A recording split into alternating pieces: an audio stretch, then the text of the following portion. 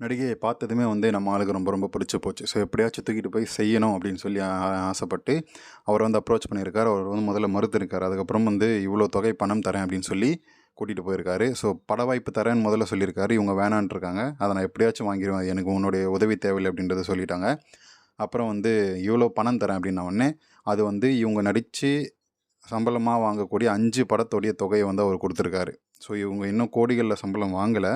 இருந்தாலுமே வந்து 5, 6 படங்களில் நடித்து வாங்கக்கூடிய சம்பளத்தை இவர் ஒரே பேமெண்ட்டில் கொடுக்குறேன் அப்படின்னு சொன்னதால் வாயை பொளந்துக்கிட்டு பணிவிடை செய்யறதுக்கு வந்து கிளம்பிட்டாங்க அவருடைய பண்ணை வீட்டுக்கு.